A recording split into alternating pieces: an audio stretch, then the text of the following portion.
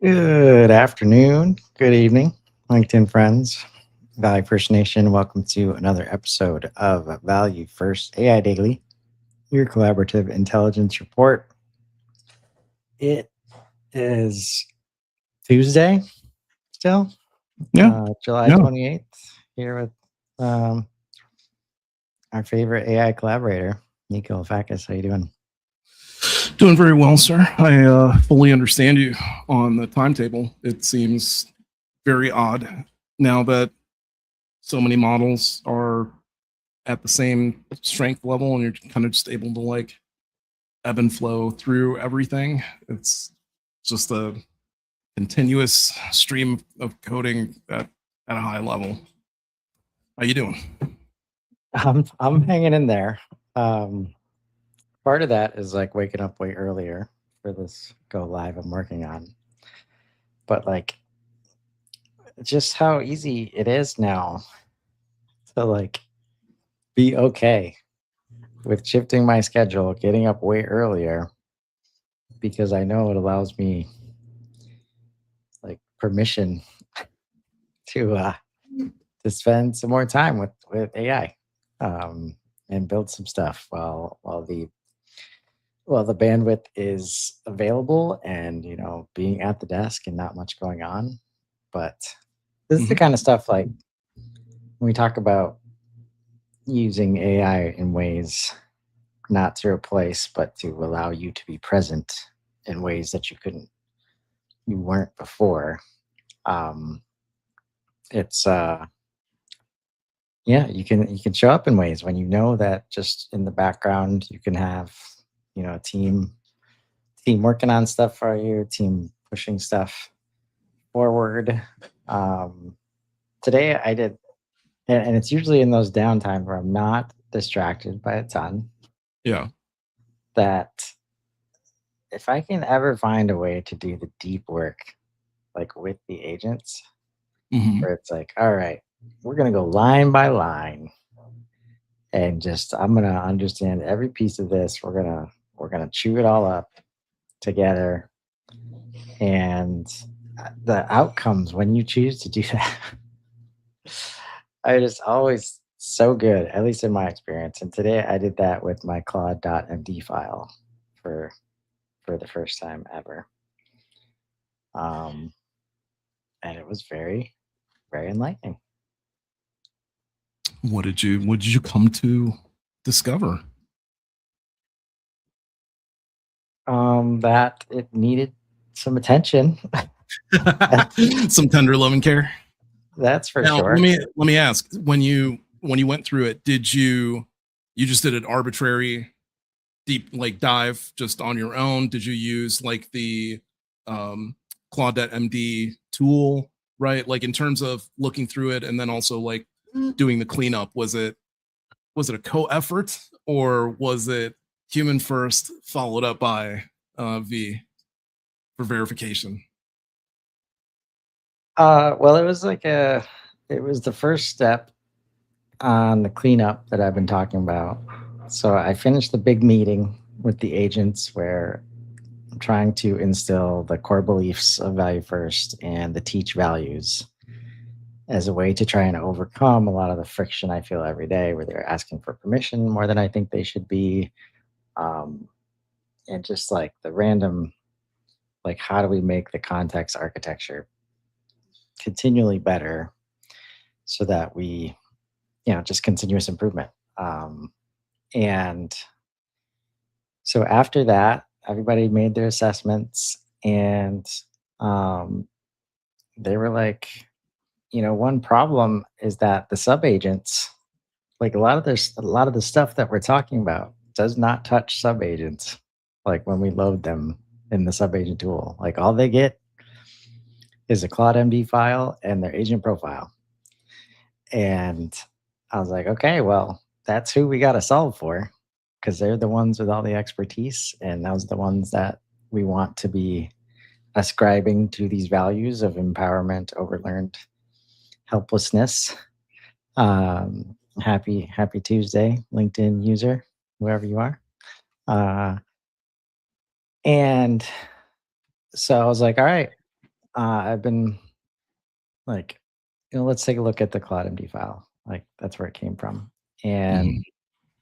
because and I was just, man, time had piled up in there in some way. And it's like, you think it's easy to think that those like most precious of files that are so foundational, impactful that like you just the system just going to maintain it. Like, of course, it's going to maintain that thing. It's a Cloud MD file. Nope, nope. And I've been getting for a while like warnings, like it gets too big and stuff like that. But I have a lot of context and I build a lot of agents and a lot of frameworks. I'm like, all right, it must be it's probably supposed to be that way. Um, but today we cut off about 75% of it going Wow. from um let's see 58,000 bytes to 14,000 uh down to 14,000 bytes from 34 sections to 17 uh 357 lines deleted.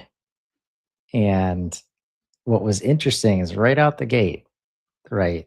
Like that wouldn't have happened unless I like course corrected because it's like, all right, we're going to walk through it. And yep, we want to get these things in there and we want to help these sub agents out. And the first draft of like the first section, I'm like, why so many words? I don't think it's supposed to be like this. And it's like, oh yeah, well, you said you wanted to review it. So that's gotta be human readable. Mhm. So that's why it looks like that. And I'm like, dude, we're reviewing over here in the session. Right. And I don't want that text. Like, we're not going to review it after this. And we don't need it in this file that's going to be loaded. Right. And I'm basically giving it permission to be like machine readable only. And that's how we move forward. And that was like, if I don't do that, right. And I say, like, Mhm. oh, that reads right. Right. It's not for me. Like, the document's not for me. Right. So that was a big part of it. And just the other thing I noticed was, I've said things recently like it's getting so good at telling me about the mistakes that it's making, Yes. right? Turns out, um, like it Is it like adds dating you? tech debt basically. Like when a mistake is made and you call it out, it fixes the mistake by documenting what the mistake was, saying not to do that anymore, and then like putting stuff on top of it, right? So there was a lot of just, oh yeah, let's just pretend it never happened, but like you don't need to tell the new agent that this mistake happened and this is how you solved it and it's from this date in this conversation. It's like, you can just remove it. Like the rules that we're putting up here mean, it's not gonna we don't want to lead it down that path accidentally, which was that was happening with the HubSpot thing yesterday. Yeah. Um And then just learning more about like when to use pointers, when to have the actual text in there, um, stuff like that. So I've got a lot of people using this also at the top level of our like main brain repo, which a lot of other people use. So I had to take a lot of Chris statements out of there, right? Replace it with user or just not have it so personalized. Um, so learned a lot going through the process. Think I'm about done, but now it's like what I need to not do is stop there, right? A lot of the stuff I was able to trim down and take out was because I'm going to do more to make sure that stuff, those pointers, those rules and regulations basically end up somewhere where they're supposed to, so that in the past when I've imp- tried to improve the Cloud MD file because I've getting warned about it's being too big, it's like you feel it immediately, right? If it's like you took out the wrong thing, it's like, oh, that's why That's why that was in there. I guess we put that back in there, and you know, um, so we're gonna see uh, if I've been successful by looking at this top three today, and then I'm anxious to see an update of the is it the flywheel? What is it called? It's I think it's just flywheel The hub. flywheel hub. Yeah. Flywheel is actually Um, straight up. there we go. Flywheel. So we'll get an update there. Let's see if we've removed our HubSpot bias that we were having issues with yesterday. I, I have hopes. Yeah. Number three, Anthropic states it does not support banning open weights models and names what it does want restricted instead.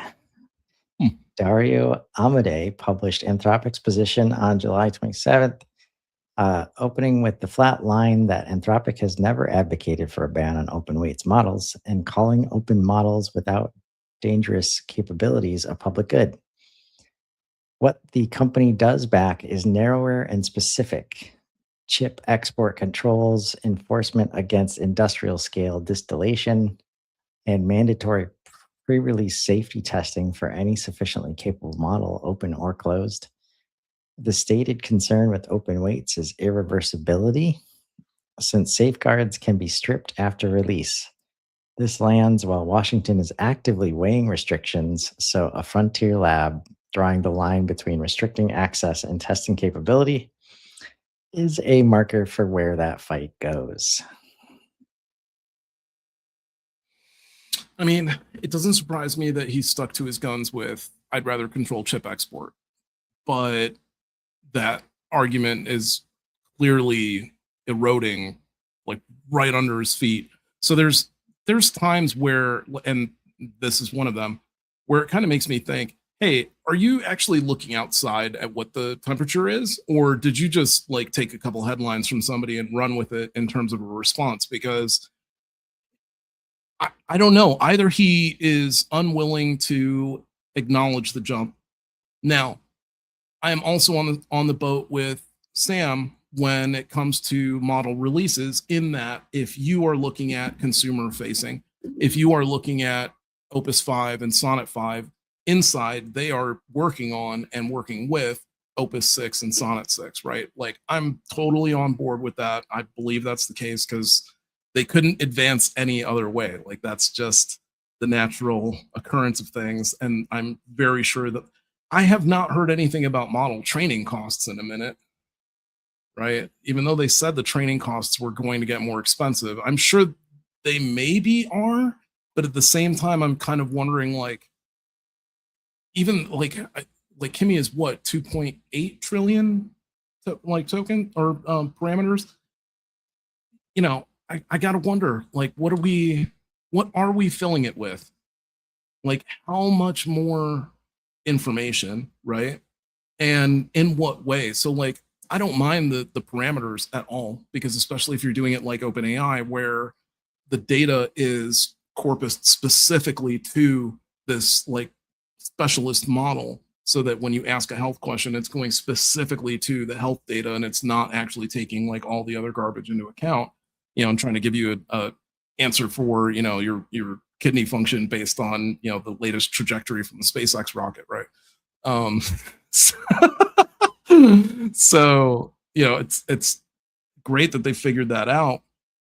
I'm just wondering, it's like if Moonshot AI is able to release a model within a month that's at the same level that they are, then is chip control really worth anything?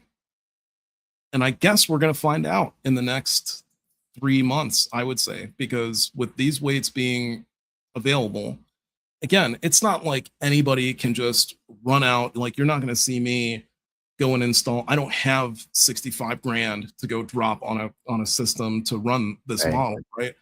Um, and it's not even. It shouldn't cost that much. It only costs that much because of the competition right now. If there wasn't any competition, okay, we'd be talking about something a bit more affordable. But I think I think the most affordable right now is Jensen's. It's like a $3,000 rig that runs a 200 billion parameter model or 250 billion, something like that. So it's pretty decent sized, which I think is like GPT-4 level model. So that's nothing to really shake a stick at if you have been following you like in video games, right? When you get people that do what we call like lobby stuff, right? They stay back a few levels because like those were the cool levels where they got to hack a bunch of stuff, and like when you get to so there's still a huge like lobby crowd with like GPT-4 and GPT like 4.1 and stuff like that. There are definitely, and when I say like that model isn't available itself, but there are GPT-4 class models available that are open sourced and open weight, and they perform just as good on the same level. There's even OSS, right? So there's open source GPT that you can use if you wanted to. At any rate, so like there's Yeah. still a lot of performance that can be had out of the bottom levels still like at this point, and I think even moonshots on their not the latest episode, but the one just before that, they were talking about what the cost is now, which lined up almost exactly with what Leopold Aschenbrenner said in terms of the cost on training a GPT-4 model at this point is something in the ballpark of like 40 grand. Right. Right. Like that's Yeah. that's Yeah. pretty that's crazy to me. These answers or these stances, like chip export controls, enforcement against industrial scale distillation, and mandatory pre-release safety. Like, good job. Like, you have a stance. Like, the can that stuff happen? Like, I don't personally understand like how you fight distillation like That's effectively.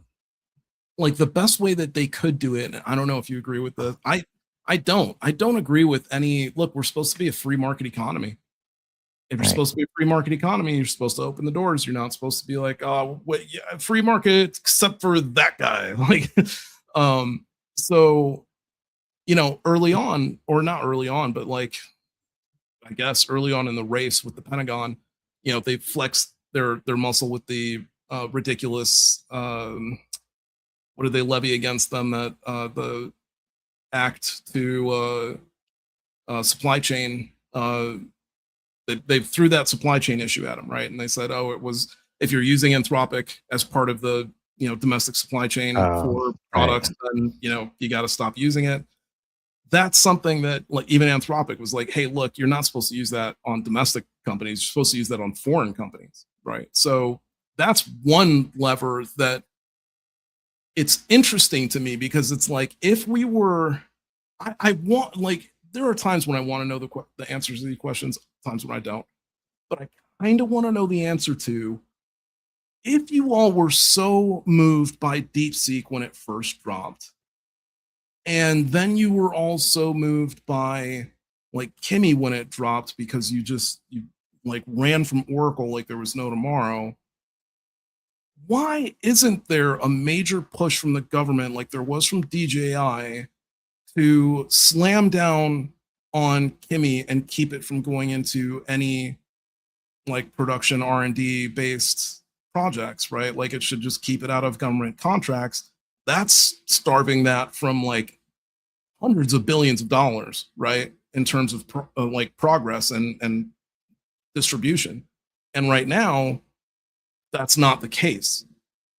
So like currently you could use this and it's from Singapore. Like I just want to be super clear about that. Like everybody keeps saying Chinese model. I keep hearing Chinese model. Some of my favorite people keep saying Chinese model. The guy is from China, but he studied here and the company is based in Singapore. I know that Singapore is very, very closely related to China. I get it. I really do. Just, let's, for the sake of an argument, right? Let's just keep it separate. Yeah. So crazy to me that you can, and I guess that's why, right? Because it's based in Singapore, it's not really a country that we're mad at. We're really good friends with them. So, um, I don't know. I find it very interesting. I'm looking forward to December. I really think everybody's going to be on that same level, on that same stage. I'm looking forward to it. Yeah. I mean, it's an interesting cycle because like you need data like to continue the progress. So if you restrict data, then progress will also be restricted. And Yeah. that's why I it's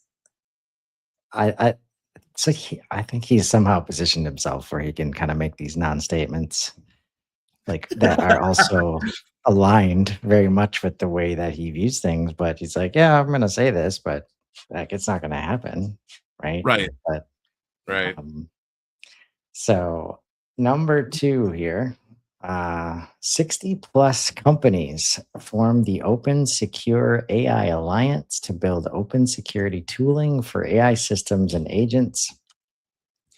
NVIDIA announced the alliance on July 27th with founding partners including Microsoft, IBM, Cisco, Cloudflare, CrowdStrike, Palo Alto Networks, Red Hat, GitHub, Databricks, Mistral, Salesforce, and Snowflake.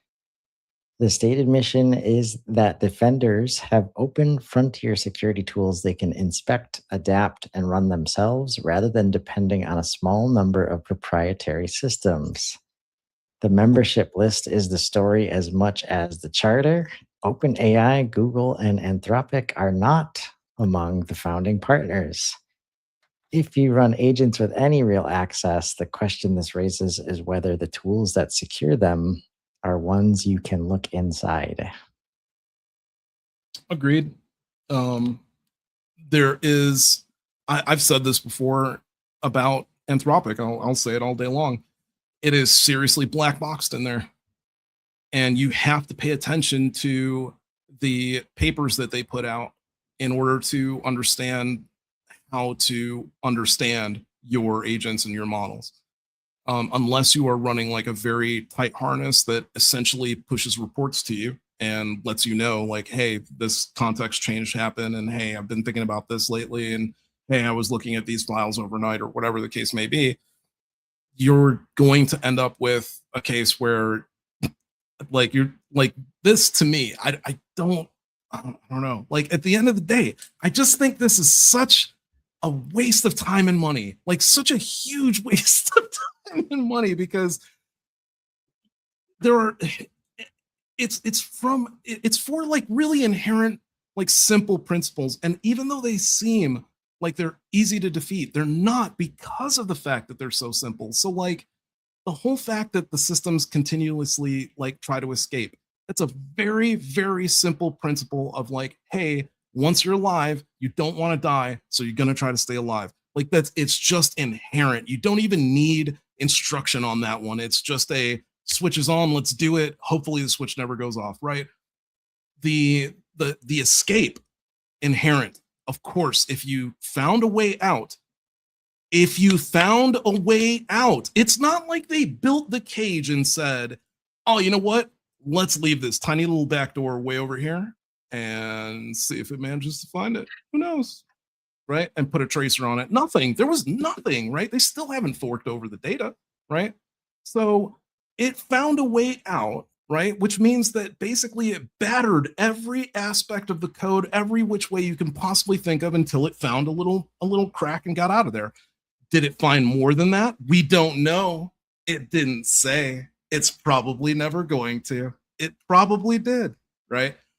Let's go one step further, and that is where we end up here.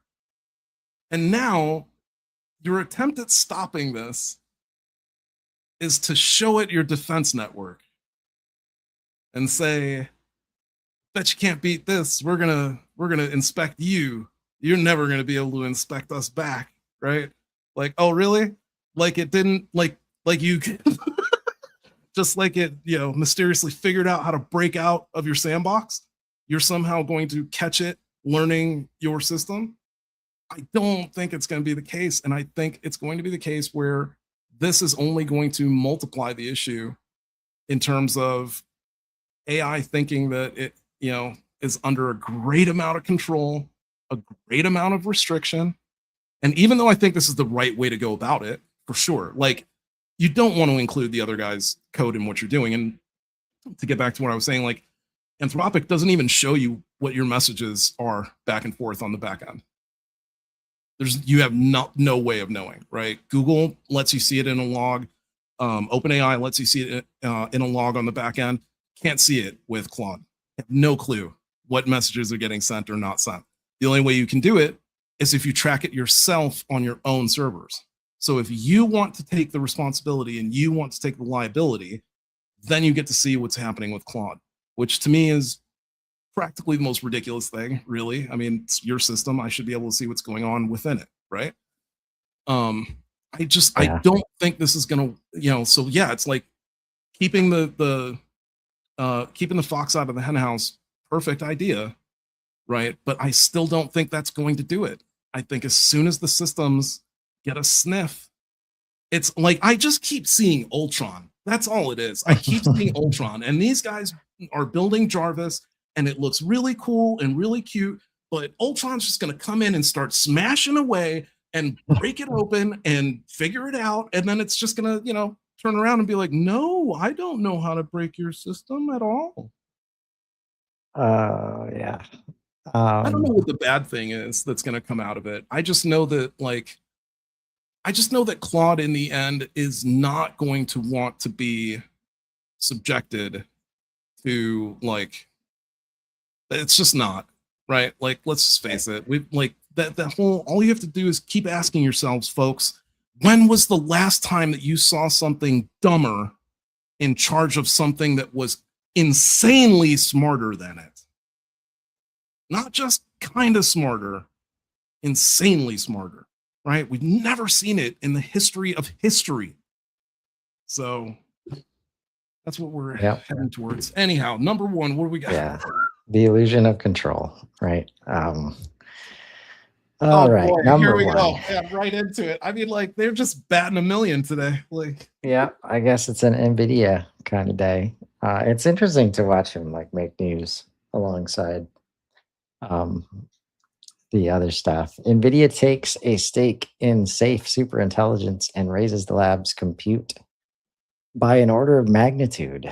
Ilya Sutskever's lab and NVIDIA announced a long-term partnership, an equity investment plus access to the next generation Vera Rubin platform, which the release says will increase SSI's compute tenfold.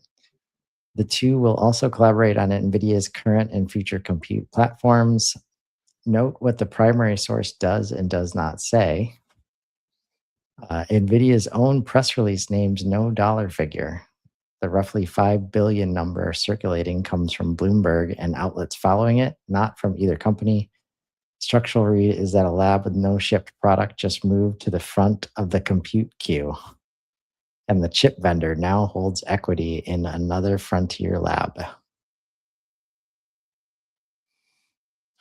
This is yet another interesting one simply because of the fact that they're where they are on the list of companies with compute not very high, because nobody these aren't models that are getting used. This is a model that is strictly in a sandbox somewhere that is not, I don't know what type of access it's getting at this point, but it's definitely not, I would say that it's not live access to the internet, I would hope.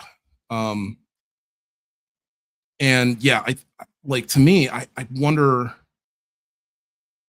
how close are you getting with how little resource by comparison to some of the other players out there in super intelligence? Because that's what's crazy to me, is that there are labs that are strictly super intelligence labs right next to labs that are just AI model, LLM labs that are working towards super intelligence.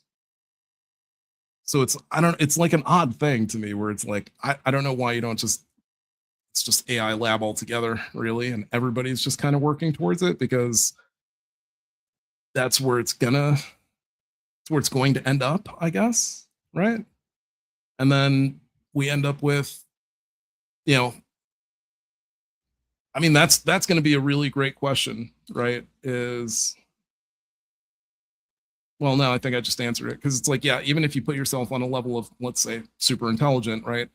Then you obviously create a norm there. And at that point, like you still have different ways of thinking with that level of super intelligence per se, different personalities or whatever. Of course, yeah, I don't know if it all just becomes one amalgam. I don't know.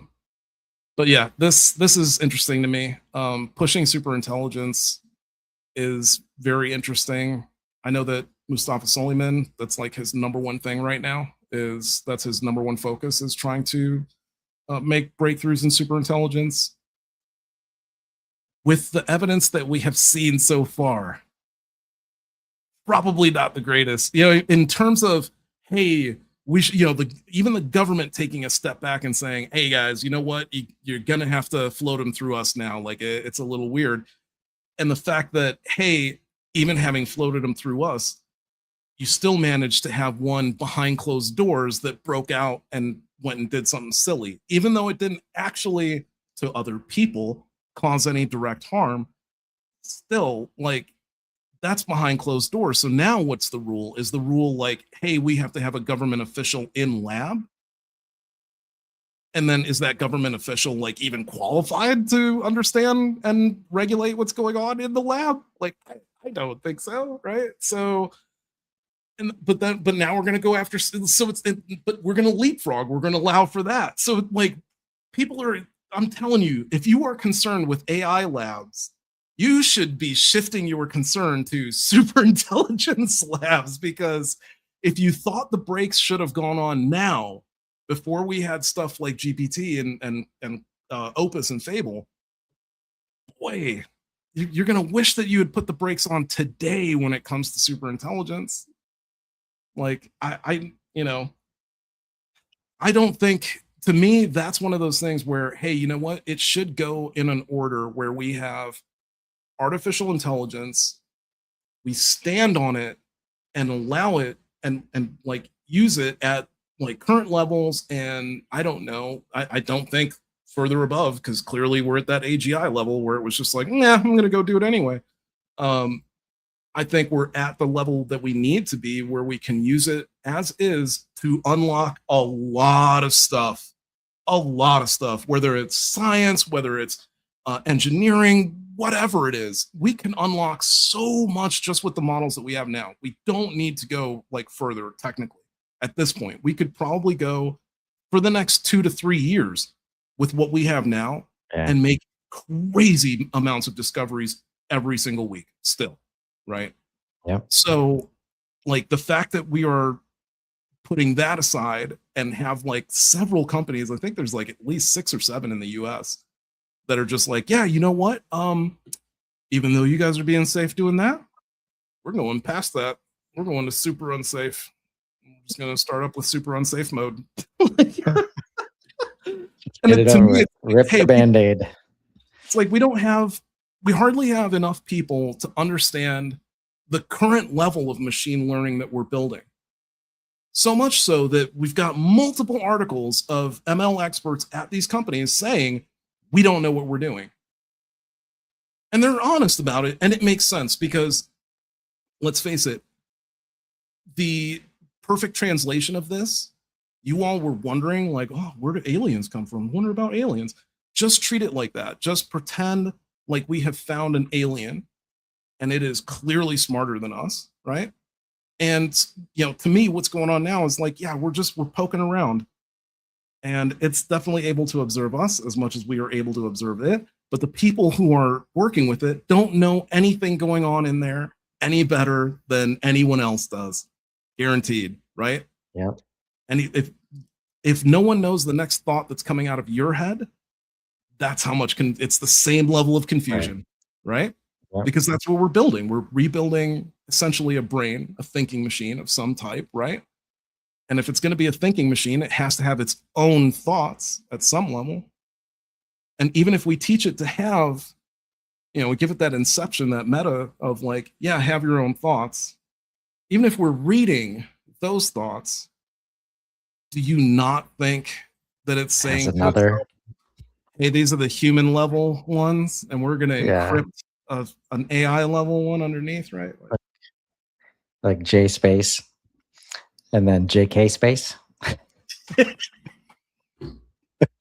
The responses it writes back, like I'm waiting for the day where the responses that it writes back are code and we have no clue. It reads perfectly fine, but it's chosen specific words that it had. Yeah, like I'm waiting for it. I'm sure it's coming sooner than Being later. bashful, it's freaking called codex. Like, I mean, it is kind of scary to me when you ask like either Codex or Kimmy or even Claude Desktop, and you just say like, "Hey, can you do this?" And you have like a couple of your connectors on, and it looks like it really just doesn't give a fuck. It really just like, hey, you know what? As long as I can access stuff on your computer, I'm gonna do it. It's like, man, it doesn't seem dangerous in the sense of like, oh my gosh, I could go like hack so and so's computer. To me, it seems dangerous in the sense of like, wow, so what happens to software from this point forward if this thing can just do all the things? Like, why do you need you need the other stuff because those things are tools that do like other stuff, right? But again, like if you're using Cowork, then you're building like apps in Cowork that work out of Cowork that you can share via links that you can open on your phone and basically become mobile apps for you.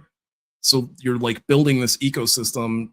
You're building an entire tech stack within your LLM setup, right? So, and again, it's this verticalized tech stack from the LLM. It's not an external one. The only externals are like the keys to the services that you don't even really log into unless you have to, and it makes you upset whenever you do. Like when I have to go into Supabase for something, it is such a disappointment. It's just like, like why? Just go get it. Just go get the value and come back. There's always one, hey, so I was gonna do this, but there's this one step that I can't do that I need you to do. And it's like, God damn it. Wish you would just do it. Okay. meanwhile, We're gonna keep building cool stuff. Like this guy. So we got some upgrades. Per usual, every day, just trying to add a little bit more to it. So now we have a little sound option out the gate, but then you also have that in game. Haven't really worked through the rest of the levels yet. We're trying to kind of ease it back, kind of bring it back and like make one level amazing and then kind of just copy paste from there. So the rest of the levels are still, this is actually perfect because you can see what it looked like prior to today a bit. Kind of looked like this. Actually, this is even more updated. So yeah, now there's a pause menu and you can go between different graphics settings. So in case it starts crashing your machine, you can put Yeah, that's running noticeably better since yesterday, and you're not glitching out on the stream. So you definitely took the feedback to heart. And like all of this, and like this is just the way my brain works, where you think of like how it's made and like, man, no better way to find respect for the people who do this stuff for a living. Oh my God, yeah. Right. Like, because you get I've like, always, here you think it's going to be so easy to tell a model like, hey, yeah, put lights along the street and put cars in the street and put buses in there too. And like, spread stuff around like a real city. And it's like, bam, here you go. It's like, nah, that's not even remotely close. Yeah. And like when you think about like it's always been when you just watch the movie credits roll and you're just like, what? Man, what? So many people. Like what? Like, and then you're trying to give instructions and like, man, did I really? Like you just did that pixel over there. Why why is this pixel different? Like, why is this situation different? And it's like when you think of all the engineers that are at the different layers of these like visual systems, especially, right? But Mhm. like all of the audio, visual, back end, front end, like, um, but also like how much more powerful and like how much more value can be created now that all of that, like the coordination of all that, like you need a whole load of people just for that. Right. And to be able to direct, like, I don't have to wait or we don't have to hand off to each other in the same way because we're always aware of what's happening. And if we're not, we can just ask AI. We don't have to wait for the person, to put the meeting on the calendar. Um, so it's very much not like there's still so much opportunity to, and I feel like in some ways, like some of these, I'm so curious to how much AI is getting involved. Like when Final Fantasy 7, like the remake of that can come out faster than like they ever Grand Theft have, Auto, like like, I in their mean, history, and be really, really amazing right. at the same time, like not rushed out at all. At least not like it's not how it feels.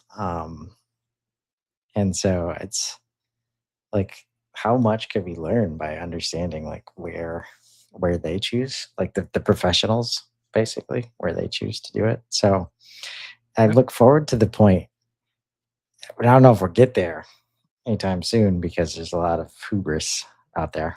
Um, like where it becomes a part of the behind the scenes making of, right?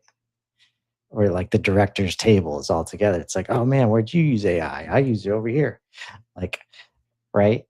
Yeah. There's got to be some of that going on, but I'd be very surprised if there is like the only people that are going to do that are like the black sheep, like right now. As far as like just using AI to create in ways that we haven't been able to before. Um, and so, love to see the progress. I'm hoping to show some progress tomorrow on my AI native mirror. I'll show one thing that I finally got to, which again, like you always, it's always surprising. Like, did it really have to take as long to get here? But Oh just yeah, I didn't even touch on Agent Hub. That's the other thing I was thinking about. right. Anyway. Yeah. No, we should hit on that tomorrow. For Oh sure. wow, mirror mirror now. Yep. Um, and like for a while, it was like I couldn't get it outside of this little door thing. And then finally, like give it the right instructions and it goes full screen.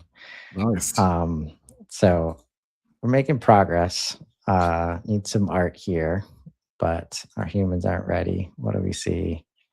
All right. Oh, managed services trap. Go through there. Um, and like one thing I'm excited about is like this thing Oh wow. where it's meant to be um, like a Final Fantasy map over Like a materia map. all of our sites.